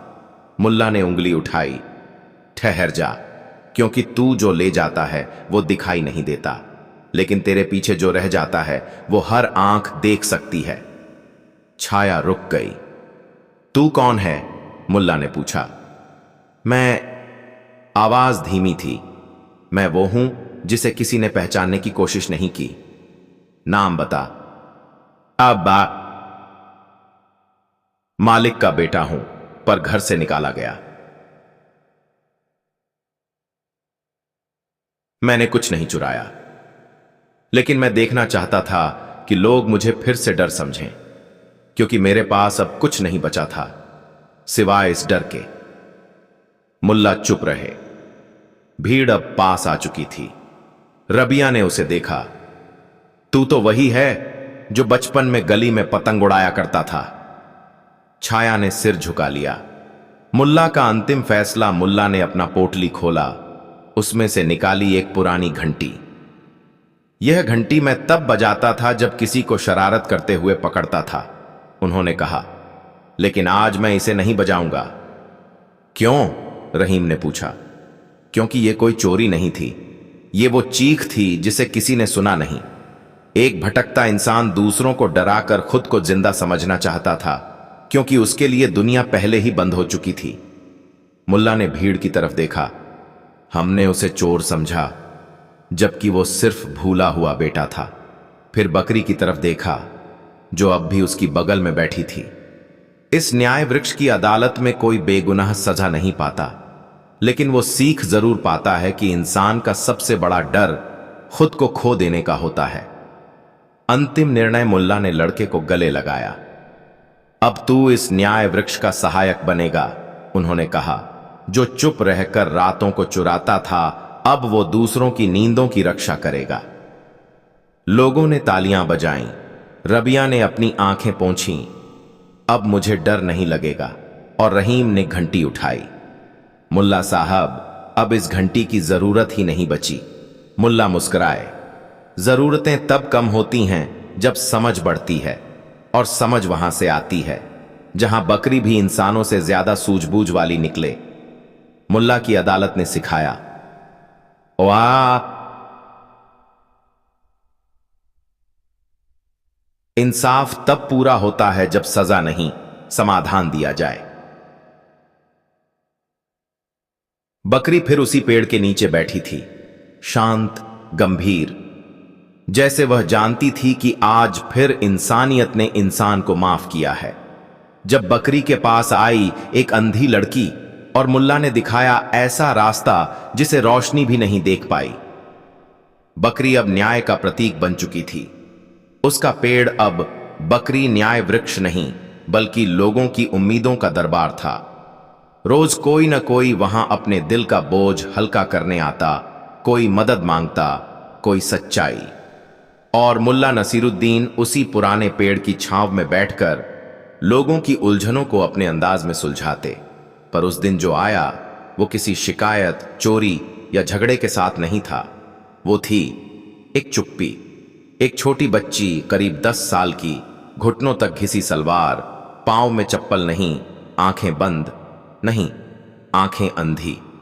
उसने बकरी के पास आकर उसके गले को छुआ, धीरे से उसके कान में कुछ फुसफुसाया और फिर जमीन पर बैठ गई। मुल्ला की नजर उस बच्ची पर टिकी थी। उन्होंने धीमे से पूछा, क्या तुम रास्ता भटक गई हो बच्ची? बच्ची ने गर्दन हिलाई। नहीं, मुझे रास्ते अब दिखाई नहीं देते, मैं तो सिर्फ उनकी आवाजें सुनती हूं। और तुम यहां क्यों आई हो? बच्ची बोली, क्योंकि लोगों ने कहा था कि इस बकरी के पास जाने से इंसाफ मिलता है और मुझे मेरी मां की आवाज चाहिए। भीड़ एक पल को सन्नाटे में डूब गई। बच्ची की मां, एक अनकही कहानी। मुल्ला ने बच्ची से बैठने को कहा और बेपो धीरे धीरे उसकी कहानी उगली। उसका नाम था सलमा। मां एक घरेलू नौकरानी थी और कई महीनों से गायब थी। लोग कहते थे वो शहर छोड़ गई, कुछ बोले कि भाग गई और कुछ ने तो यहां तक कहा कि शायद मर गई। लेकिन सलमा रोज शाम को अपनी खिड़की खोलती, कान लगाती, शायद मां की चूड़ियों की खनक सुन जाए। पर अब वो थक गई थी और किसी ने उसे कहा, बकरी न्याय वृक्ष के पास जा, वहां सब सच्चाइयां बोल पड़ती हैं। मुल्ला की जांच। परंपराओं से हटकर मुल्ला ने आदेश दिया, जो भी उस लड़की की मां को जानता है आज दोपहर तक बकरी न्याय वृक्ष पर हाजिर हो। घंटियां बजीं, नगर की गलियां सरगर्म हो गईं। दोपहर तक भीड़ जमा हो चुकी थी। एक बुजुर्ग औरत आगे आई। मैं सलमा की मां की सहेली थी। मैंने उसे आखिरी बार रईस मकसूद खां के महल के बाहर देखा था। रईस मकसूद खां शहर का सबसे बड़ा जमींदार, जिसका नाम सिर्फ इज्जत के साथ लिया जाता था। मुल्ला चौंके नहीं, मुस्कुराए। क्या कोई और गवाह है? उन्होंने पूछा।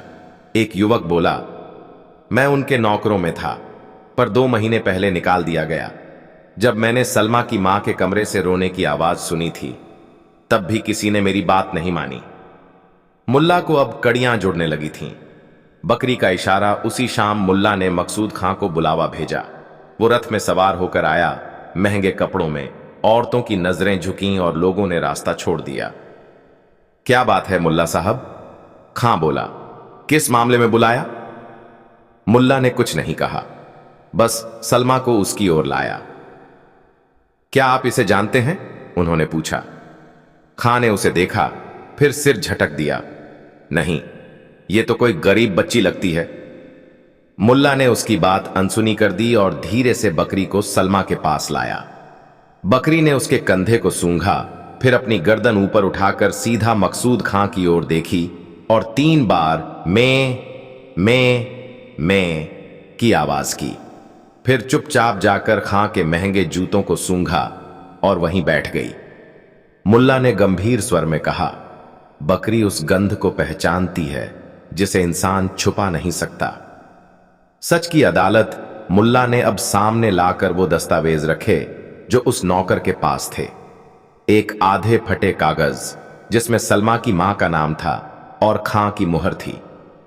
इसमें लिखा है, मकसूद खां की हवेली में काम कर रही नौकरानी को बिना मर्जी घर से निकाला गया। और ये? मुल्ला ने बकरी की गर्दन से लटका एक टुकड़ा खींचा। ये है वो धागा जो उस रात तुम्हारी मां के गले से टूटकर बकरी के सींग में उलझ गया था। ये वही है जो उसने उस रात तुम्हें पहनाया था, तुम्हारी चूड़ियों से मिलती हुई माला का हिस्सा। खां गुस्से से कांप गया। बकवास है। सिर्फ एक जानवर के कहे पर मुझे दोषी ठहराओगे? जानवर के कहे पर नहीं, तुम्हारे अपने गुनाह के डर पर। मुल्ला की आंखें जमी थीं। तेरी हवेली से निकाली गई सलमा की मां अब इस शहर में नहीं है, क्योंकि तूने उसका डर, उसकी इज्जत और उसकी आवाज तीनों चुरा ली। पर तू भूल गया, किसी की आवाज को दबाया जा सकता है, लेकिन उसकी बेटी के कान में वो फिर भी गूंजती रहती है। भीड़ मौन थी। खां झुक गया। उसका रुतबा मिट्टी में मिल चुका था। अंतिम न्याय बादशाह को बुलाया गया। सलमा की मां को खोजने का आदेश हुआ। 3 दिन में पता चला। वो एक छोटे से गांव में छुपकर रह रही थी, समाज के डर से। मुलाकात हुई, और वो मुलाकात सिर्फ बेटी मां की नहीं, इंसाफ और इंतजार की थी। मुल्ला ने सबके सामने कहा, हमारी अदालतें दोष देखती हैं, मैं उसका कारण देखता हूं, और जो आंखें बंद होती हैं उन तक रोशनी पहुंचाना भी न्याय का हिस्सा है। कहानी का पूर्ण अंत मुल्ला नसीरुद्दीन ने बकरी को माथे पर चूमा और उसके गले से टंगी घंटी को धीरे से उतारा। अब इस न्याय वृक्ष की घंटी बजाने की जरूरत नहीं, उन्होंने कहा, क्योंकि अब शहर जाग गया है। अब जब भी कोई बकरी की घंटी सुनेगा, वो समझेगा इंसाफ की सबसे सच्ची आवाज वह है जो किसी की चुप्पी से निकलती है। सलमा अपनी मां के साथ लौट गई, और बकरी वो वहीं रही। पर अब वो सिर्फ न्याय की बकरी नहीं थी, अब वो बन चुकी थी सच्चाई की सबसे चुप गवाह। सच्चाई की रोशनी उन रास्तों से आती है जहां अक्सर अंधेरा ही माना गया हो, और कभी कभी एक जानवर इंसानों से ज्यादा सुन सकता है, क्योंकि वह सिर्फ आवाज नहीं, दिल की सच्चाई भी समझता है। अगली कहानी, अलमारी में बंद ईमान। जब मुल्ला नसीरुद्दीन ने रिश्वत को पहचाना बिना सूंघे।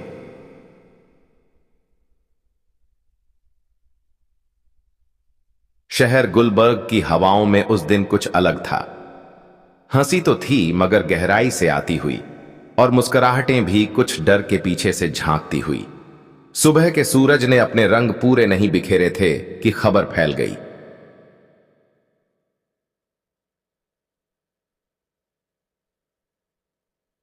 नए वजीर साहब कल राज दरबार में शपथ लेंगे, और पहली कार्रवाई शहर के ईमानदारों पर होगी।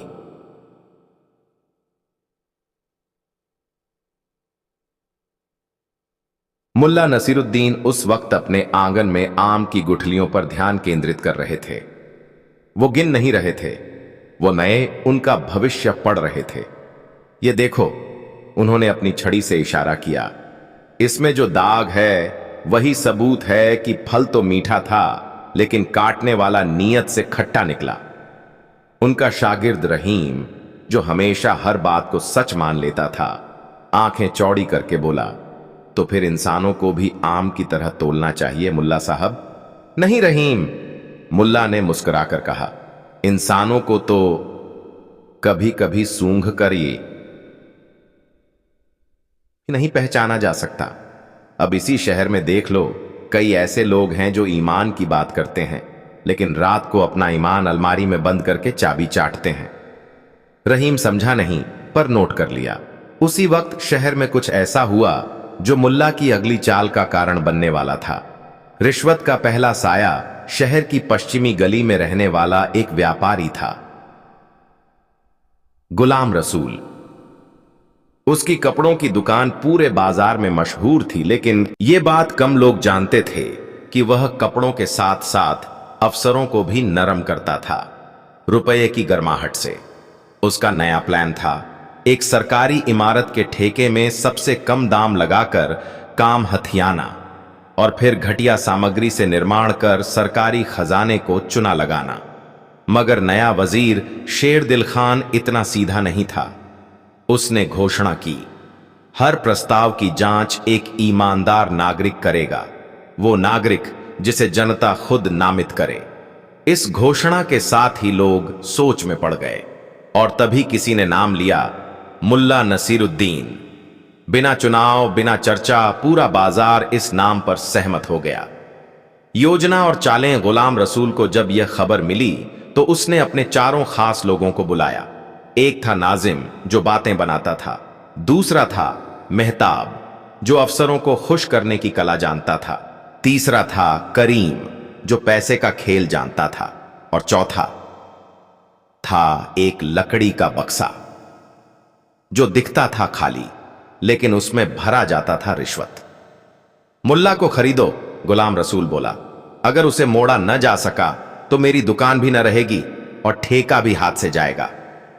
नाजिम बोला, मुल्ला सीधा है लेकिन चालाक, बातों से नहीं फंसेगा। मेहताब बोला, शायद गिफ्ट से।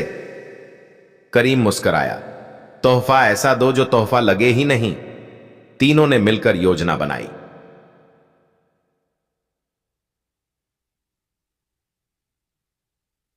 ईमान की अलमारी। ईमान की अलमारी 3 दिन बाद मुल्ला के दरवाजे पर एक भारी सी लकड़ी की अलमारी पहुंची, साथ में एक खत। मुल्ला साहब, हमारी कंपनी की ओर से आपको यह ईमान की अलमारी भेंट की जा रही है, जिसमें आप अपना सत्य, विश्वास और बाकी दुनिया से मिली अच्छाइयां सुरक्षित रख सकें। इसमें कुल 7 खांचे हैं, हर खांचा एक मूल्य के लिए। आशा है आपको पसंद आएगी। आपके शुभ चिंतक। रहीम ने वो खत पढ़ा और खुश होकर बोला, माशा अल्लाह, यह तोहफा कितना नेक है मुल्ला साहब, लोग आपको कितना मानते हैं। मुल्ला मुस्कुराए नहीं, वो सीधे उस अलमारी की ओर गए, दरवाजा खोला, फिर बंद किया। रहीम, कल से कोई भी इस अलमारी के आसपास न फटके। क्यों? क्योंकि मैंने इसमें आज खुद को बंद कर लिया है। अब देखना है कि यह अलमारी मुझे कितना जानती है। रहीम कुछ समझा नहीं, लेकिन अगले दिन पूरे शहर में अफवाह थी। मुल्ला ने रिश्वत ली है।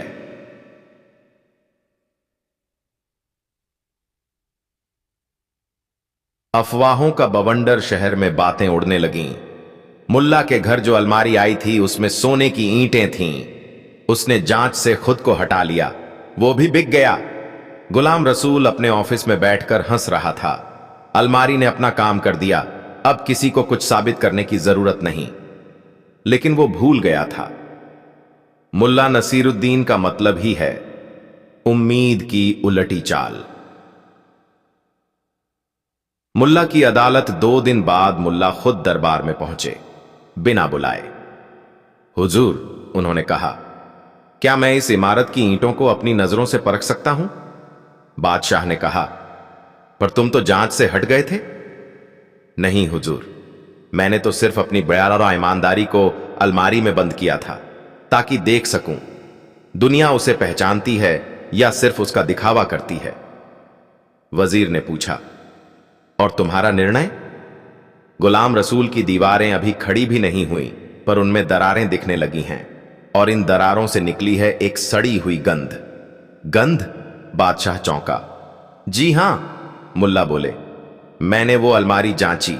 उसके हर खांचे में थी चांदी के सिक्कों की परत, और लकड़ी में लगाया गया था जाफरानी इत्र, ताकि जब भी दरवाजा खुले तो मन मोहे और रिश्वत का पता न चले। पर इत्र की खुशबू छिपा नहीं सकी उसकी असलियत। क्या सबूत है तुम्हारे पास? वजीर ने पूछा। मुल्ला ने जेब से वो खत निकाला।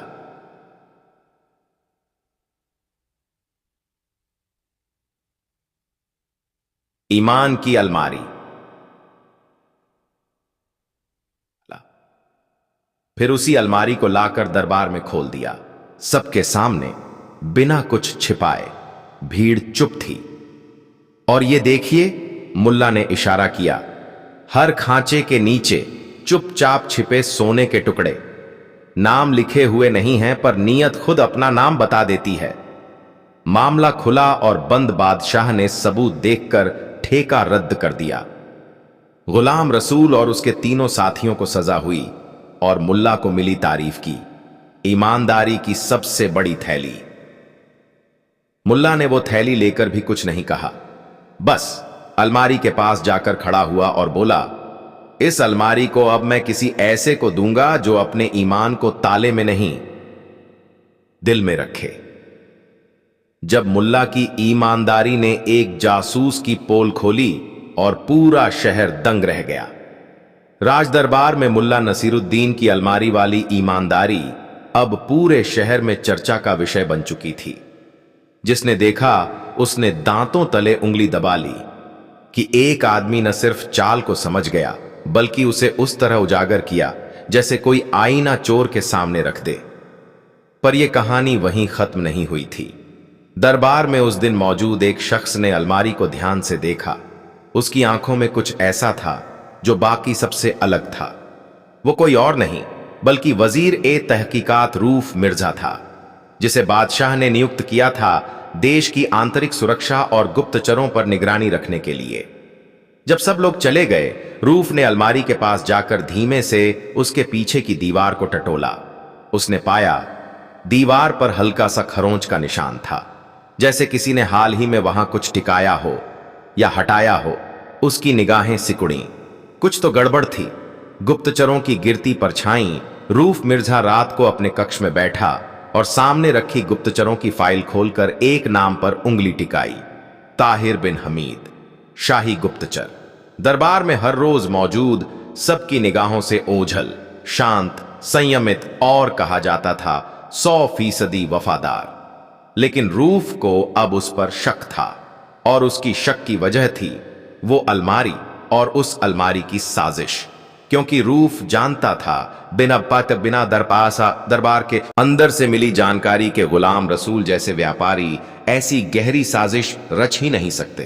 और अब रूफ को जरूरत थी ऐसे दिमाग की जो उलझनों को सुलझाए पर उलझे नहीं। मुल्ला को फिर बुलाया गया। अगली सुबह ही दरबार में बादशाह ने आदेश दिया मुल्ला नसीरुद्दीन को तुरंत दरबार में बुलाया जाए। मुल्ला आया, छड़ी थामे, उसी ढीले कुर्ते और मुस्कान के साथ। मुल्ला, रूफ बोला, हमें तुम्हारी अलमारी के पीछे से एक गंध और एक रहस्य दोनों मिले हैं। तुम्हारी नजर शायद वहां तक नहीं गई। मेरी नजर वहां तक नहीं जाती जहां कोई कुछ छिपा रहा हो। मैं तो वहीं देखता हूं जहां लोग देखने की हिम्मत नहीं करते। मुल्ला बोला, तो क्या तुम हमारी मदद करोगे? रूफ ने सीधा पूछा। अगर ईमान अलमारी में बंद न हो तो मदद हमेशा बाहर रहती है, मुल्ला ने मुस्कुराकर जवाब दिया। जासूस का जाल रूफ और मुल्ला दोनों मिलकर योजना बनाने लगे। उन्होंने दरबार में घोषित करवाया कि गुलाम रसूल ने अपने बचाव में एक दस्तावेज सौंपा है, जिसमें वो बताता है कि दरबार के भीतर से उसे सूचना देने वाला कोई बड़ा नाम था, और वह दस्तावेज फिलहाल बादशाह की गुप्त कोठरी में रखा गया है। असल में ऐसा कोई दस्तावेज था ही नहीं। ये सिर्फ एक झूठा लालच था, जिसे सुनकर वह व्यक्ति जरूर परेशान होता जिसने अंदर से कोई भेद दिया हो। मुल्ला ने उस दस्तावेज की रखवाली के लिए सिर्फ एक आदमी चुना, ताहिर बिन हमीद। और फिर उन्होंने शाम के वक्त एक छोटी सी घोषणा दरबार के बाहर फुसफुसाकर फैलवाई कि दस्तावेज को रखने से पहले उस पर राजा की शाही मुहर नहीं लगी और वह बिना ताले के कोठरी में रखा गया है।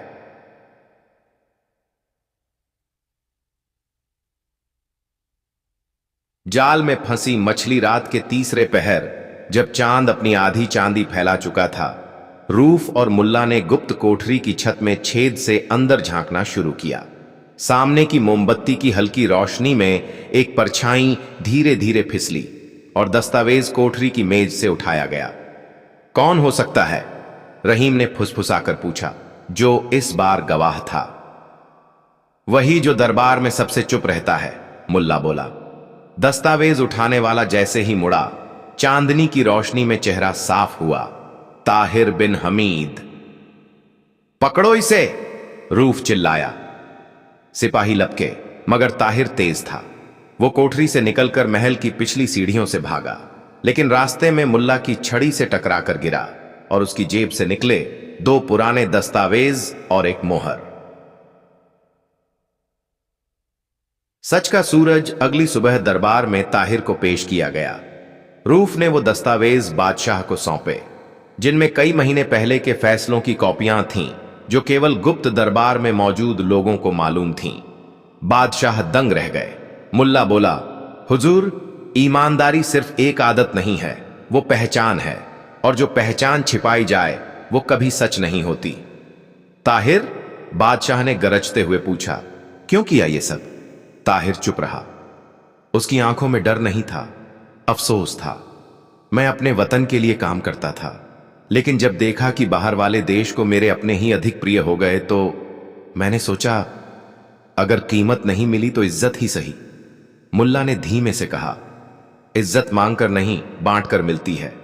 और जो देश को चुपके चुपके बांटते हैं वो इज्जत के लायक नहीं होते।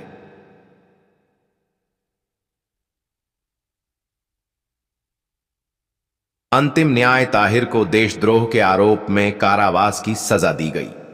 गुलाम रसूल को आजीवन व्यवसाय से दूर कर दिया गया। रूफ ने दरबार में मुल्ला को सार्वजनिक रूप से सम्मानित किया। बादशाह ने कहा, आज के बाद ईमानदारी की पहचान सिर्फ शब्दों से नहीं, मुल्ला की नजरों से होगी। मुल्ला ने हंसते हुए कहा, और मेरी नजर कभी किसी अलमारी में बंद नहीं होती हुजूर या हुजूर।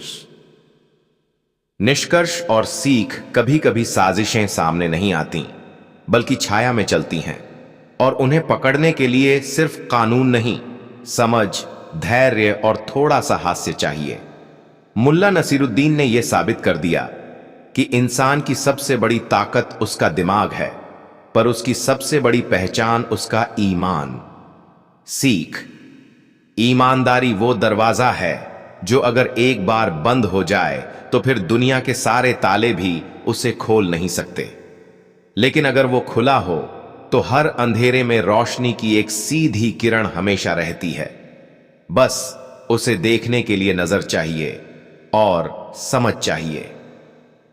मुल्ला जैसी अगली कहानी। मुल्ला नसीरुद्दीन और खजांची की आधी गिनती वाला मुकाबला। एक दिन की बात है, शहर की सबसे बड़ी सराय में शोरगुल कुछ ज्यादा ही था। दरबान बार बार लोगों को शांत करने की कोशिश कर रहा था, लेकिन भीतर बैठी भीड़ की उत्तेजना थमने का नाम नहीं ले रही थी। और इस सब के केंद्र में था एक चमचमाता हुआ तख्ता, जिस पर बड़े बड़े अक्षरों में लिखा था, आज दोपहर शहर का सबसे विचित्र मुकाबला। खजांची हाफिज बनाम कोई भी चुनौती देने वाला, गिनती में बेजोड़, गणना में अपराजेय। अगर कोई हाफिज को हरा दे तो इनाम 100 अशरफियां और शहर की इज्जत। भीड़ इसीलिए उमड़ी थी। हाफिज खजांची, जो शहर के सबसे तेज दिमागों में गिना जाता था, आज खुद को चुनौती देने वालों के लिए खुले मंच पर लाया गया था। भीड़ में खड़े लोगों में एक शख्स ऐसा था जो अब तक चुपचाप तमाशा देख रहा था। मुल्ला नसीरुद्दीन। सिर पर पुरानी सी टोपी, कंधे पर लटकती पोटली और आंखों में वही शरारती चमक। जब किसी ने उसका नाम लिया तो उसके कान खड़े हो गए। अरे, ये तो वही नसीरुद्दीन है। सुना है एक बार मुर्गे को हंसाकर गिरा दिया था।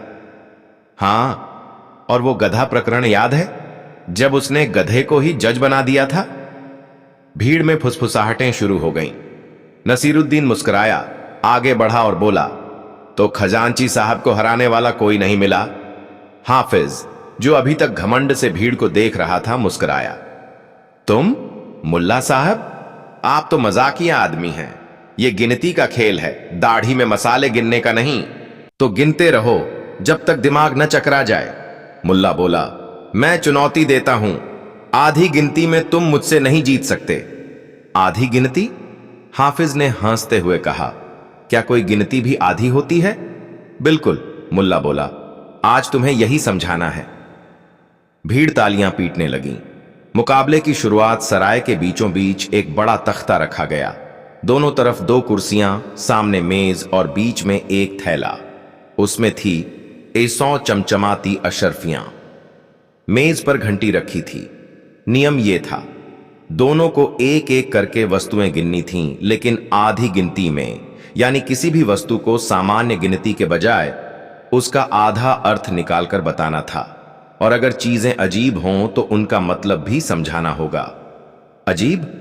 हाफिज बोला, मतलब यह कि अगर सामने एक केला रखा है तो उसे तुम आधा कैसे गिनते हो, यह तुम्हारी समझ पर है। मुल्ला बोला और आंख मारी। भीड़ ठहाके लगाने लगी।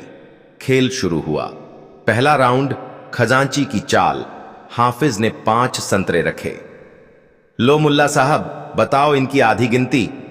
मुल्ला ने बिना समय गंवाए जवाब दिया, 2.5 संतरे। गलत, हाफिज चिल्लाया, 2.5 संतरा तो होता नहीं। तो क्या आधा दिमाग होता है? मुल्ला ने पलटकर पूछा। भीड़ फिर हंसी में लोटपोट। अगर आधा संतरा नहीं होता तो आधी गिनती कैसे करोगे? मैं तो कहूंगा 1 पूरा संतरा और 2 छिलके। यही है 2.5 संतरे का तर्क। हाफिज चुप। मुल्ला ने अपने सामने 3 पत्थर रखे। अब बताओ, इनकी आधी गिनती? हाफिज मुस्कुराया। 1.5 पत्थर। गलत, मुल्ला बोला। पत्थर को आधा करने में वो पत्थर नहीं रहता, वो हथियार बन जाता है। तो गिनती बदल गई। तब जवाब है 1 पत्थर और 1 संभावना की ठोकर, क्योंकि पत्थर आधा नहीं होता, उसका उद्देश्य बदलता है। भीड़ तालियों से गूंज उठी। दूसरा राउंड। बुद्धि की बिसात हाफिज अब चिढ़ गया था। उसने अपने पास से 10 चिट्ठियां निकालीं। हर चिट्ठी पर कोई अक्षर लिखा था। इनकी आधी गिनती बताओ, मुल्ला ने झट से उत्तर दिया। अगर 10 चिट्ठियां हैं तो आधी गिनती 5 चिट्ठियों की नहीं, 5 संदेशों की ध्वनि होगी, जिनमें से 3 खो जाएंगी, 2 समझ आएंगी। यानी आधी गिनती एडे 2 समझ, 3 भ्रम। हाफिज तिलमिला उठा। यह तो कोई गिनती नहीं हुई, वो चीखा। क्यों नहीं? जब राजा के दरबार में आदेश जाते हैं, क्या सब समझ लेते हैं? मुल्ला ने मुस्कुराते हुए पूछा। नहीं तो गिनती वही जो मतलब तक पहुंचे। भीड़ अब पूरी तरह मुल्ला के पक्ष में थी। तीसरा राउंड, बहस का बम। अब हाफिज ने सोचा, अगर ऐसे ही चलता रहा तो मैं हार जाऊंगा। उसने एक थाली में 5 तरबूज रखे और बोला, ये रहे, अब बता दो इनकी आधी गिनती बिना काटे। मुल्ला थाली के पास गया, देखा, मुस्कुराया। तरबूज की आधी गिनती आसान है, 2 तरबूज और 1 वजनदार संदेह, क्योंकि जब तक काटा नहीं जाए तरबूज अंदर से लाल है या सड़ा कौन जाने। ठहाका। तुम गिनती के नहीं, कविता के उस्ताद हो। हाफिज बड़बड़ाया। गिनती वही जो सोच में पसीना निकाल दे, मुल्ला बोला, वरना तो सब खजांची होते। चौथा राउंड। मोहरों की मार। अब आखिरी दांव आया। हाफिज ने कहा, अब मैं रखता हूं 32 ताश की गड्डी। आधी गिनती? मुल्ला बोला, आधी गिनती एल 16 पत्ते। तो यह तो सीधी गिनती हुई। हाफिज हंसा। नहीं, सुनो पूरा।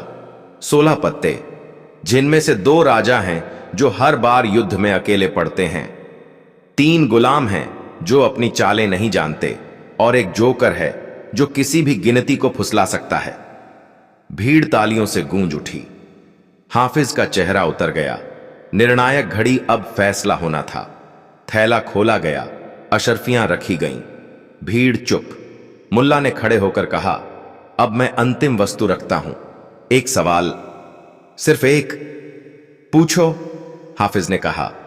अगर तुम्हारे पास 100 अशर्फियां हैं और तुम उन्हें आधा दान, आधा बचत, आधा कर और आधा गिनती में खो दो, तो तुम्हारे पास क्या बचेगा? हाफिज बौखला गया। ये 4 आधे कैसे? जवाब दो, भीड़ चिल्लाई। हाफिज ने सोचते सोचते पसीना पसीना हो गया। मुल्ला मुस्कुराया। जवाब है, एक गड्डी भ्रम की और कुछ सिक्कों की खनक जो अब भी सवालों में उलझी है। सराय गूंज उठी। मुल्ला जीत गया। जब मुल्ला की गिनती से राज दरबार हिल गया और एक खुफिया मिशन की शुरुआत हुई। सराय की तालियों और हंसी की गूंज अभी थमी नहीं थी कि नगर के मुख्य सिपाही ने दरवाजा खोलकर जोर से ऐलान किया, मुल्ला नसीरुद्दीन को बादशाह सलामत ने तुरंत दरबार में तलब किया है। भीड़ जैसे ठहर गई। हाफिज, जो अब भी हार की शर्म से कुर्सी पर बैठा था, अपना चेहरा ढंक कर उठ चला। मुल्ला मुस्कुराया, पोटली उठाई और बिना किसी घबराहट के सिपाही के साथ चल दिया। पापा पापा का था। राज दरबार में रहस्य दरबार में पहुंचते ही बादशाह शमसुद्दीन ने अपने आलीशान सिंहासन से सीधा पूछा, मुल्ला, यह जो आधी गिनती का खेल खेला गया वह हंसी की बात नहीं थी, उसने हमें सोचने पर मजबूर कर दिया है।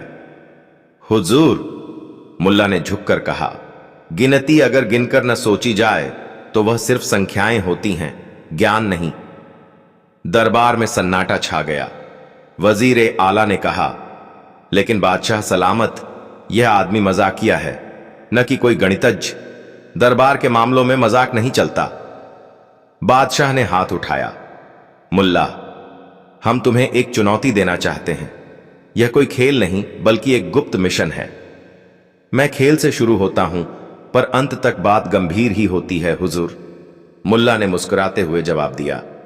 बादशाह थोड़ा झुका, फिर धीरे से बोला, हमारे खजाने से पिछले कुछ महीनों से सोने की अशर्फियां गायब हो रही हैं। खजांची हर बार हिसाब मिलाता है, लेकिन कुछ ना कुछ कम होता है, और हर बार उसकी गिनती सही। मैं खेल से शुरू होता हूं पर अंत तक बात गंभीर ही होती है हुजूर, मुल्ला ने मुस्कुराते हुए जवाब दिया। बादशाह थोड़ा झुका, फिर धीरे से बोला, हमारे खजाने से पिछले कुछ महीनों से सोने की अशर्फियां गायब हो रही हैं। खजांची हर बार हिसाब मिलाता है, लेकिन कुछ ना कुछ कम होता है, और हर बार उसकी गिनती सही प्रतीत होती है। और आप चाहते हैं कि मैं आधी गिनती से पूरी चोरी पकड़ूं? मुल्ला ने आंख मटकाकर पूछा। बिल्कुल, बादशाह बोला, और अगर तुम इस रहस्य को सुलझा लो तो यह अशर्फियों की थैली तुम्हारी होगी, नहीं तो मैं किसी और थैली के लायक नहीं रहूंगा। मुल्ला ने बात पूरी की और सिर हिला दिया। ठीक है हुजूर, मैं खजाने की तरफ रवाना होता हूं, लेकिन मेरी एक शर्त है। क्या? खजांची को कुछ देर के लिए दरबार से बाहर भेजा जाए। उसकी जगह मुझे 2 घंटे अकेले खजाने में घूमने दिया जाए, बिना किसी पहरे के। बादशाह ने सहमति में सिर हिलाया। सबको हैरानी हुई, पर अब हर कोई जानता था कि जब मुल्ला कुछ कहे तो उसके पीछे कुछ जरूर होता है। खजाने का रहस्य राजमहल के तहखाने में स्थित खजाना, भारी ताले, सुनहरी छत और लाखों की संपत्ति। मुल्ला ने दरवाजा खुलवाया और भीतर घुसते ही कहा, कृपया 2 घंटे तक कोई मुझे न टोकें। जब दरवाजा बंद हुआ तो मुल्ला न तुरंत गिनती करने लगा, न जांच पड़ताल। वह बैठ गया, पोटली खोली और उसमें से निकाले कुछ छने, 2 लकड़ी के गोले और एक सीटी। धीरे धीरे उसने छनों को वहां वहां फेंकना शुरू किया जहां धूल कम थी। फिर उसने एक गोला घुमाया और सुनाई दी हल्की सी खनक। मुल्ला मुस्कुराया। तो असली खेल है आवाज का, गिनती का नहीं। उसने सीटी बजाई, फिर चुप हो गया। थोड़ी ही देर में दीवार के पीछे से फुसफुसाहट सुनाई दी और फिर दीवार खुली। एक आदमी धीरे से अंदर आया, चेहरे पर डर, पर हाथ में एक थैली। मुल्ला झुककर बोला, खजांची के सहायक को सलाम। वो चौंका। तुम यहां कैसे? मैं तो वही गिन रहा हूं जो दिखाई नहीं देता, और आधी गिनती में जो खो जाता है वही तो चोर होता है। सच्चाई का पर्दाफाश दरबार में अगले दिन मुल्ला ने सभी के सामने वो सीटी बजाई। यह रही चोरी की सीटी।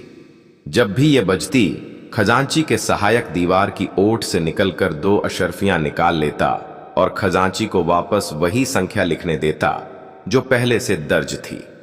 पर यह कैसे संभव है? वजीर चौंका, क्योंकि गिनती वही जो लिखी जाए, और अगर आधा हिस्सा कभी गिना ही न जाए तो उसे चोरी कौन मानेगा? बादशाह गहराई में सोचने लगे। फिर उन्होंने खजांची और उसके सहायक को गिरफ्तार